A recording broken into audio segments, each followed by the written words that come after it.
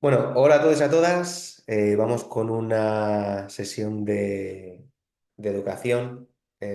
Sobre todo hoy lo que queremos ver es un poco que veáis nuestra visión de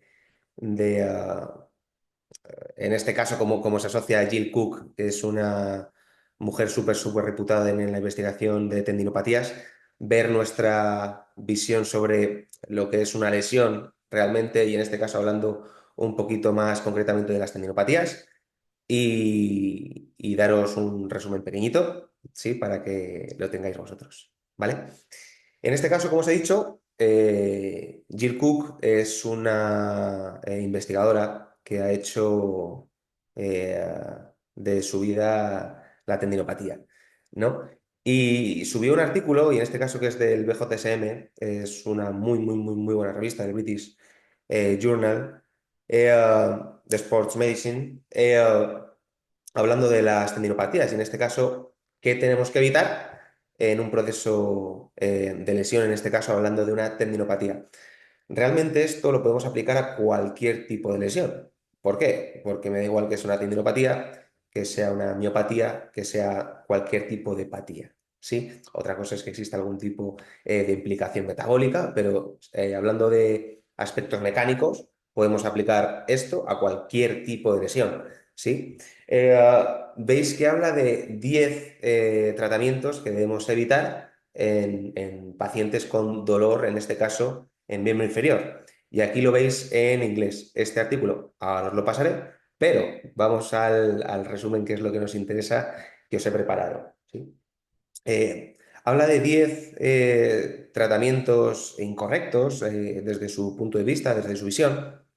Y en este caso, el primero es el de evitar el reposo completo. Cuando hablamos de un tipo de lesión específico, tenemos que atender a los procesos biológicos de recuperación. Es decir, cuando hay una lesión en una fase muy aguda, sí es necesario que toda la implicación celular que existe para la resolución de la inflamación y el inicio eh, de la inflamación, hablando de inflamación como un proceso necesario y que se tiene que dar para que se vuelva a recuperar la estructura, sea el correcto. Entonces, en una fase muy aguda, sí deberíamos descansar, pero cuando estamos hablando de un proceso que ya no podemos determinar que es agudo o crónico por el tiempo, sino por el proceso biológico que se encuentra, y eso realmente únicamente lo podemos corroborar mediante una biopsia. eh, Evitar el reposo completo es necesario. ¿Por qué? Porque muchas veces es peor el remedio que la enfermedad. Muchas veces también nuestro mejor amigo es el tiempo. Y muchas veces la opción que elegimos puede no ser la correcta. Entonces tenemos que diferenciar si se trata de un proceso muy agudo y si se trata de un proceso ya un poquito cronificado. Un poquito cronificado, como os he dicho, no es en base al tiempo, sino es en base al proceso biológico que se esté dando. Entonces, la distinción que tenemos de proceso agudo crónico de 3 o 6 o más meses no es la correcta, no es correcta desde el punto de vista que se da actualmente desde la medicina más tradicional, ¿sí? ¿Por qué? Porque únicamente tiene en cuenta el factor tiempo cuando tiene que tener en cuenta el factor puramente biológico, ya que nosotros tenemos una distinción biológica propia, tenemos una distinción interindividual, cada uno somos un fenotipo en concreto, y lo que para mí puede ser unos cuantos días, para otra persona puede ser meses, ¿sí? La resolución de su problema. Entonces, Jill Cook habla de evitar el reposo completo, y en este caso tiene razón, pero tenemos que atender a que esa estructura tiene que estar preparada para la carga. Entonces, nosotros lo que vamos a hacer es, a partir de cada punto, vamos a ir estructurando cómo entendemos nosotros que debe procederse en un proceso lesional normal, y en este caso hablando de una tendinopatía. ¿Sí? Volviendo a lo de antes, Jill Cook habla de evitar el reposo completo. Y realmente tiene razón, pero tenemos que matizarlo. ¿Por qué? Porque cuando la musculatura no se comporta de forma correcta y el factor inflamatorio se mantiene en el tiempo y se va sensibilizando cada vez más. Sabemos que existe un proceso biológico que es la apoptosis celular, que es la muerte celular, que lo que hace en este caso es que toda la estructura se degenere, se deteriore. ¿Sí? Entonces, es importante evitar el reposo completo, pero siempre asociado, y aquí vamos al punto 2, a través de un ejercicio correcto. Ese ejercicio correcto, ¿cómo debe ser? Siempre vamos a tender a trabajar en rangos de no dolor. Es decir, podemos tener un problema en la mano, pero si coloco la mano en esta posición, no ocurre absolutamente nada, pero cuando ya la torsiono y la coloco en ligera flexión, ya puede ser que sufra dolor. Entonces, todo lo que sea trabajar en esta posición puede ser beneficioso. Lo mismo pasa con un problema en hombro. Puede ser que si hago un levantamiento por encima de la cabeza, sí me moleste toda la estructura, sin embargo, si lo hago un poquito más angulado, no me moleste. Entonces, siempre tengo que trabajar en rangos de no dolor. Y es esto a lo que os he dicho, que establece Jill Cook, que es no prescribir ejercicios incorrectos. También está muy de moda decir que no existe un ejercicio malo. La realidad es que sí, cuando ponemos a la estructura a trabajar en movimientos que no le tocan o existe mucha torsión y la estructura soporta demasiada tensión, un exceso de tensión, siempre es probable que generemos algún tipo de daño. Entonces, vamos a poner dos ejemplos, ¿sí? Uno para miembro superior y otro para miembro inferior. Cuando hablamos de miembro inferior, el ejercicio por antonomasia es la máquina de extensora de rodillas. La máquina de extensora de rodillas no es correcta porque genera unas fuerzas de cizalla sobre la articulación de la rodilla brutales. Y entonces, ese ejercicio, bajo nuestro punto de vista, no se puede prescribir bajo ningún concepto. Aunque exista una atrofia brutal, que es lo que se suele utilizar sobre la musculatura de los bastos, del cuádriceps.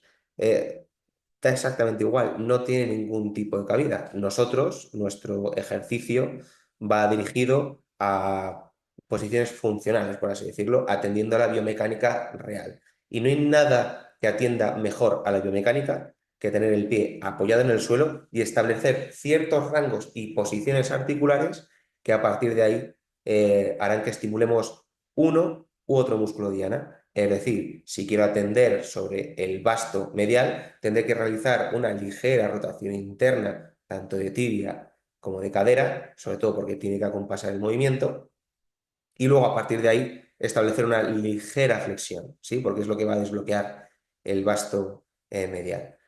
Y no, en este caso, realizar una extensora de cuádriceps, haciendo que las fuerzas de cizalla sobre la articulación de la rodilla sean brutales y entonces estemos haciendo más mal que bien. Y ahí entra el punto 2, no prescribir ejercicios incorrectos. Si vamos al miembro superior, un ejercicio que, bajo nuestro punto de vista, pues no es el correcto, podrían ser las dominadas con keeping, es decir, con balanceo, que se suelen hacer en el CrossFit. ¿Por qué? Porque la cápsula del hombro establece unos rangos de tensión que son excesivos para su correcto soporte y sobre todo para la sostenibilidad del movimiento. Asociado a esto, y hablando de la cápsula, entonces metemos otro ejercicio. Venga, podemos hablar de los fondos de tríceps. En este caso, cuando realizo un fondo, también establezco una tensión, una sobrecarga sobre la cápsula anterior del hombro que realmente no le toca. ¿Por qué? Y esto lo enseñamos en nuestros cursos. Cuando se toca la cápsula de alguna articulación, toda la musculatura se va a inhibir. Y es por eso que establecer ejercicios que estén solicitando la estimulación de la cápsula continuamente no es lo correcto. Y es por eso que tenemos que evitar prescribir ejercicios incorrectos. Y bajo nuestro punto de vista, siempre va a ser con los pies y manos apoyados. ¿Por qué? Porque debido al desarrollo kinesiológico de, de propio nuestro, del ser humano, los niños, los bebés, se relacionan con el entorno desde el centro hacia afuera. Nosotros, los seres ya más adultos, nos relacionamos desde fuera hacia adentro. Es decir, los niños tienen que estabilizar su zona media para mover sus miembros distales Sin embargo, nosotros como adultos nos estabilizamos a través de la posición de los miembros distales. Es decir, yo soporto carga y a partir de que yo soporto carga con un miembro distal, mi zona media se estabiliza. ¿Sí? Entonces, a partir de ahí es como nosotros percibimos los ejercicios. Y en este caso, tenemos un punto en el que estamos al 100% con Jill Cook. ¿Sí? Ahora, el punto número 3, que también es muy, muy, muy, muy interesante, no depender de tratamientos pasivos. Y en este caso habla de electroterapia, hielo, etc. Cuando hablamos de un tratamiento pasivo, tenemos que atender a diversos factores. Es decir, existen multitud de terapias, pero pocas que realmente aborden la causa, la raíz del problema. Existen terapias que lo que pueden hacer es elevar el tono parasimpático, es decir, aumentar el estado de relajación, que haya un mayor paso sanguíneo sobre la zona, etc., etc., etc. Ahora en terapias más actuales, por así decirlo, asociadas a fisioterapia invasiva, pues tenemos la neuromodulación, tenemos la EPI, tenemos un montón de herramientas, ¿sí? Que nos pueden llegar a servir, pero que realmente, y bajo nuestro punto de vista, no abordan la causa. Es decir, puede ser que exista un problema en la zona del hombro, pero que el hombro no sea el sujeto a tratar. ¿Por qué? Porque no es más que una compensación. Y algo en lo que falla mucho la fisioterapia tradicional es de, me duele el hombro, vamos a ver el hombro, cuando tengo que ver por qué se ha ido generando esa lesión, porque puede ser por multitud de factores. Y es a partir de ahí donde entramos nosotros, en este caso específicamente con la neurología funcional, y averiguamos el origen o cuáles son los factores de riesgo que predisponen a esa persona a sufrir dolor. En este caso, si existe un problema a nivel de rodilla, tendremos que ver si ha habido algún tipo de lesión, ya sea en pie, ya sea en la propia rodilla, ya sea en cadera. Tenemos que ver si existe algún tipo de factor de estrés más predominante por su estilo de vida, etc. Si volvemos a algo más físico, tendríamos que ver si existe algún tipo de operación y que a partir de ahí se haya generado cualquier tipo de compensación que recaiga en la cadera, perdón, en la rodilla. Si existe algún tipo de implicación metabólica para también atender ese factor de riesgo. En este caso, si ocurre algo a nivel de rodilla, tendríamos que ver intestino delgado, intestino grueso, ver si ocurre algo que pueda afectar esa zona. Y es así como nosotros programamos un tratamiento. No me duele el hombro, voy al hombro, ¿sí? Y a partir de ahí hago a la persona dependiente de mi tratamiento, en el que únicamente voy a hacer un tratamiento pasivo, como marca en este caso Jill Cook, que habla de electroterapia, hielo, etc. Y a raíz de ello, pues que la persona no mejore e incluso empeore.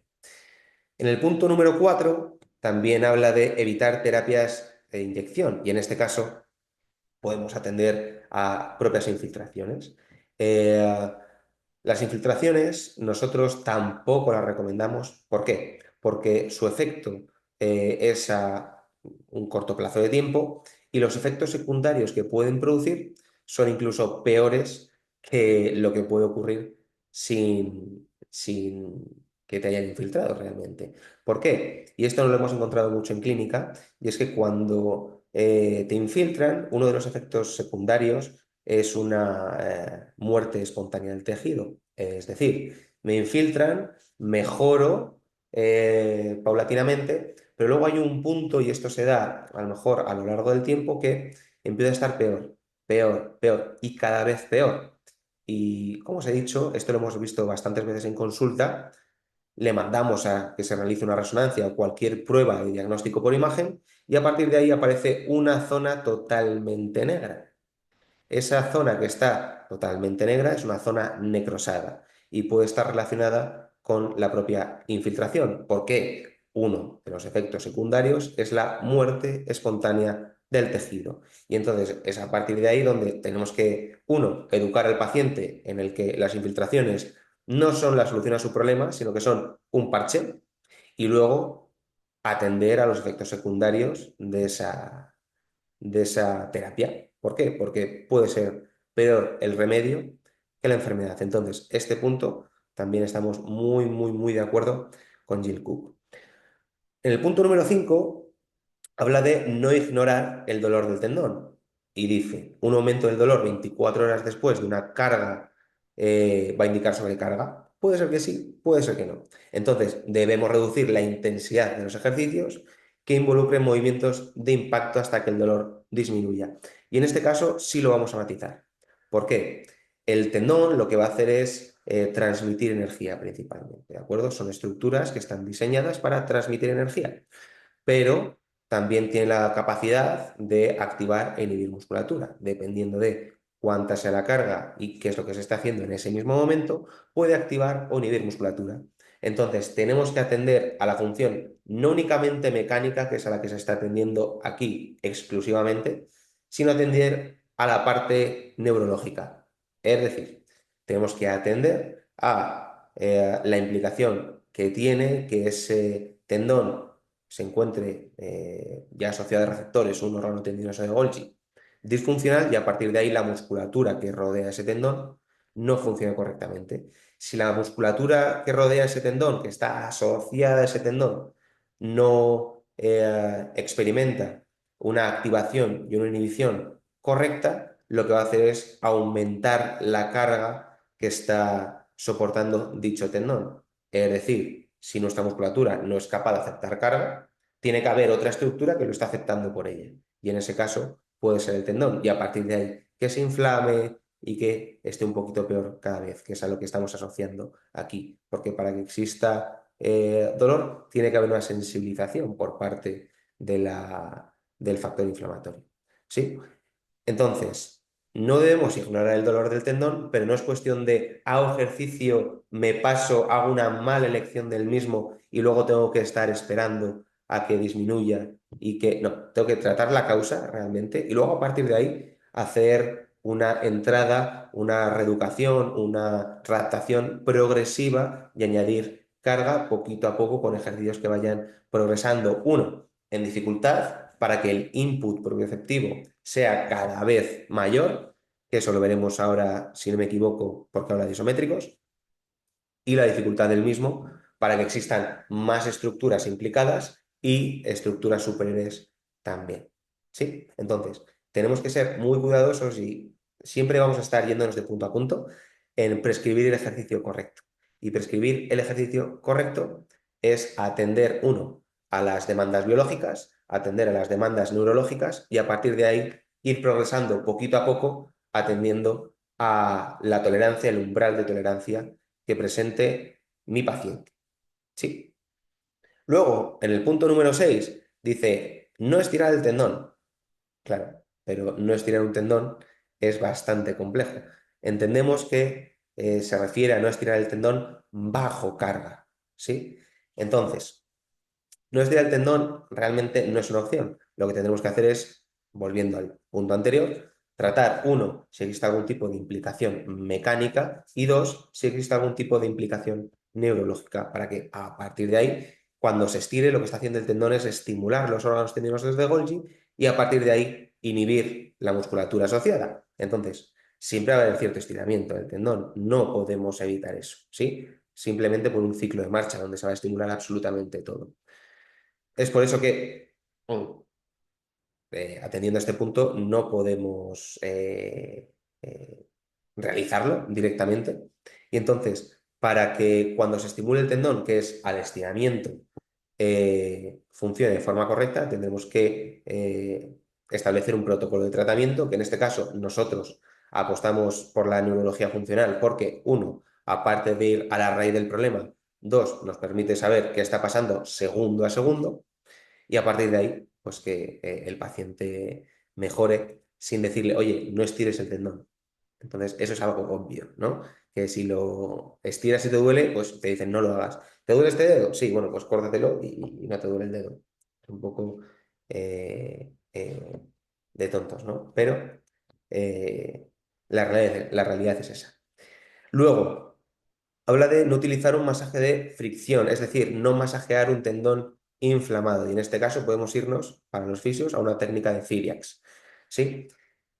Si algo está ya inflamado, yo nunca he entendido, y esto lo he visto en la carrera, que lo tenga que estimular e inflamar más. No tiene ningún tipo de sentido. Y en este caso sí que estamos al 100% de acuerdo con Jill Cook. ¿Por qué? Porque o sea, parece algo muy obvio, pero se sigue haciendo y se sigue haciendo mucho.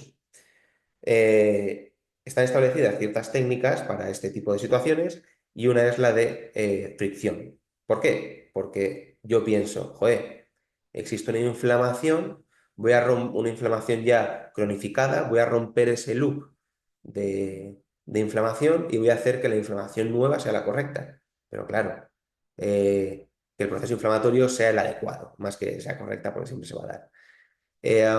Pero claro, no atiendo, uno, a la situación del sistema autoinmune de esa persona, no atiendo a cómo se ha realizado esa lesión esa persona, no atiendo a los factores individuales que hacen que esa lesión se muestre en esa persona de una manera determinada, en un punto determinado, en un momento determinado de su vida. Entonces, a partir de ahí, si no entendemos eso, cualquier protocolo que vayamos a establecer pierde valor. Pero pierde mucho, mucho, mucho valor, porque estamos cayendo en lo mismo. Me duele la rodilla, voy a la rodilla. Me duele el hombro, voy al hombro. Cuando esa no es la realidad. Entonces, no utilizar masaje de fricción. Ahí sí que estamos 100% de acuerdo. También pone, en el punto número 8, no basarse en imágenes para el diagnóstico o pronóstico. ¿Sí? ¿Por qué? Porque, como sabemos, las pruebas por imagen no se relacionan con el dolor. Puede existir una integridad estructural al 100%, pero que exista dolor y a partir de ahí, bueno, pues las opciones se reducen mucho y el tratamiento es bastante más sencillo, por así decirlo. ¿Vale?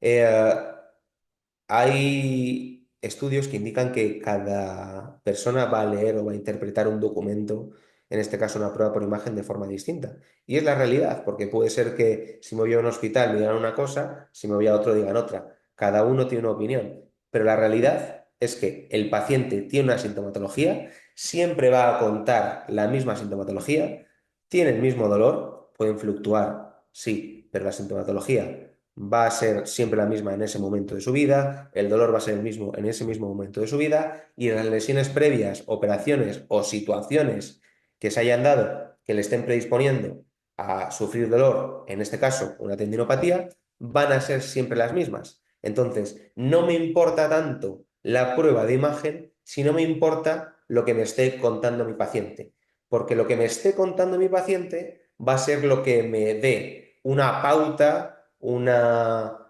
estrategia, una hipótesis sobre la que trabajar. La prueba de imagen es muy importante cuando sospechamos que existe algo a nivel mecánico y que tenemos que mandarle nosotros a que se lo haga. Normalmente a consulta vienen ya con una prueba de imagen hecha que dice no pasa absolutamente nada. Entonces, a partir de ahí, desecho la prueba de imagen y únicamente me intereso por lo que tiene que decir mi paciente, que es lo que me interesa, atender a qué es lo que ha ocurrido, cómo ha ocurrido y cuándo ha ocurrido. ¿Sí? Luego, y esto ya va un poquito en la educación, no temer a la ruptura del tendón.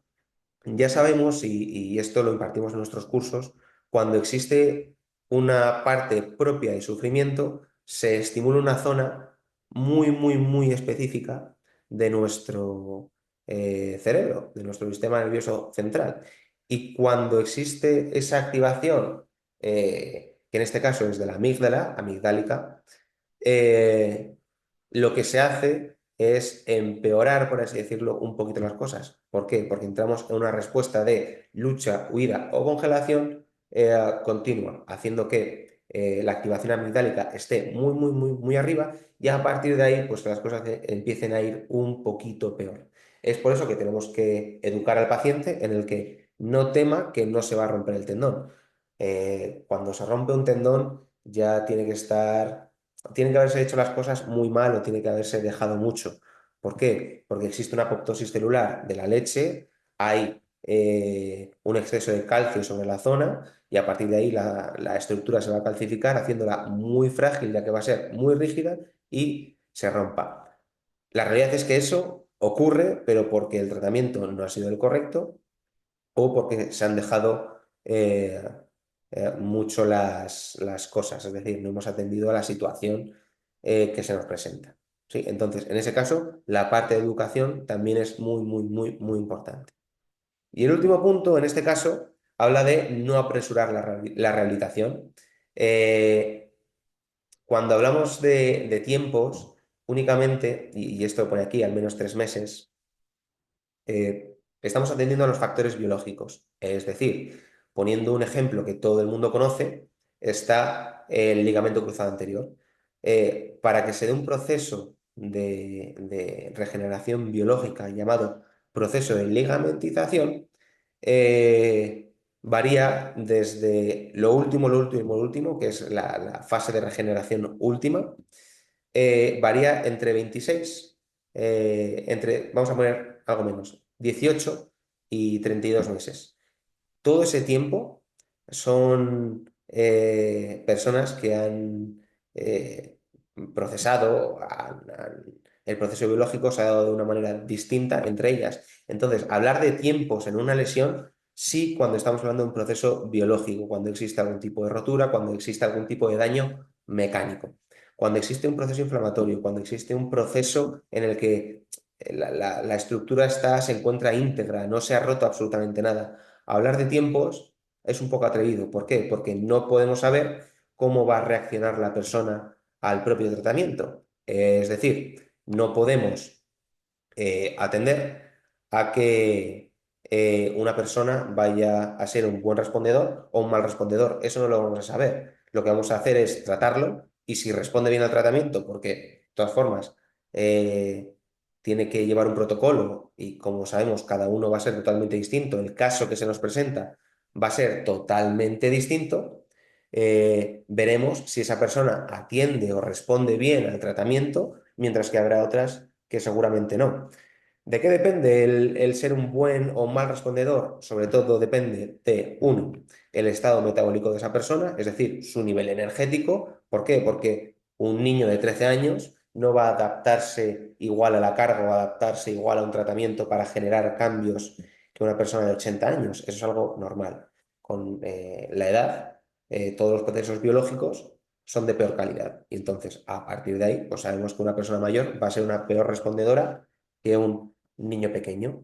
También tenemos que atender a si existe algún tipo de implicación mecánica un poquito más avanzada que otra. Es decir, si existe algún proceso degenerativo, si existe algún proceso de cualquier tipo, pero que atienda a la mecánica.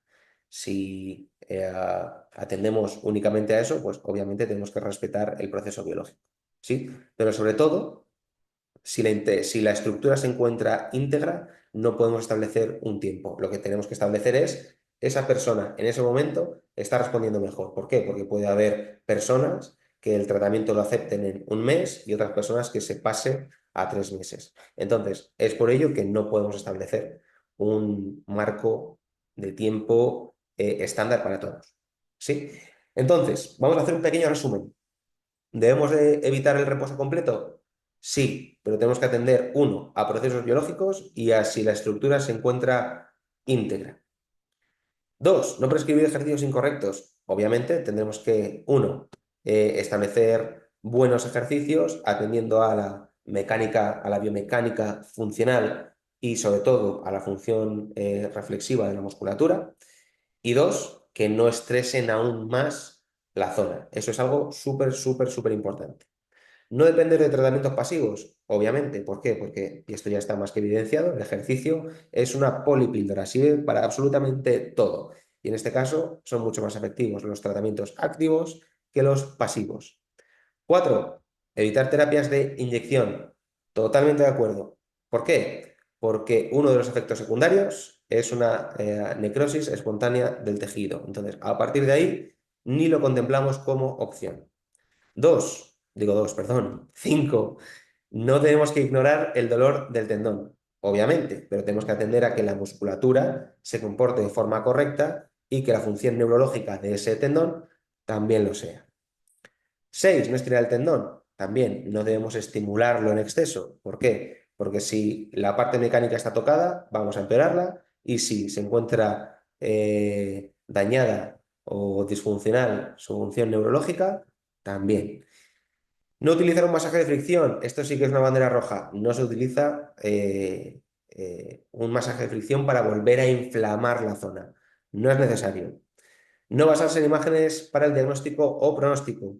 Si la estructura se encuentra íntegra, las pruebas de imagen me dan exactamente igual. Si la estructura no muestra ningún proceso de daño mecánico, degenerativo o de cualquier naturaleza, en este caso mecánica, realmente no me importa. Lo que me importa es la sintomatología del paciente, cómo se presenta, cuándo se lo ha hecho, qué se ha hecho y cómo se lo ha hecho. Y 9, no temer a la ruptura del tendón. Ahí entramos con la parte educativa para que esa persona se encuentre más calmada, para que ayudemos a su sistema parasimpático a entrar con un poquito eh, más de que esté más activo y no apresurarse en la rehabilitación, y esto es algo muy importante.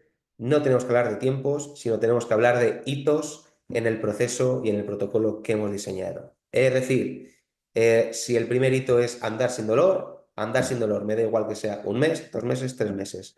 Si el segundo hito es hacer una split squat sin dolor, me parece genial, me da igual 3, 6, 10 meses. Lo que quiero es que esa persona alcance ese hito de forma correcta y de forma satisfactoria.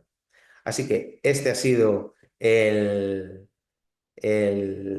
webinar que hemos hecho hoy para que atendáis, uno, a este artículo que me parece súper, súper interesante porque da nociones de educación que siempre es bueno recordar, sobre todo de una profesional como ella. Y dos, dar nuestro punto de vista sobre cómo utilizamos la neurología funcional para el tratamiento de problemas. Así que el webinar se ha acabado. Nos vemos en la próxima.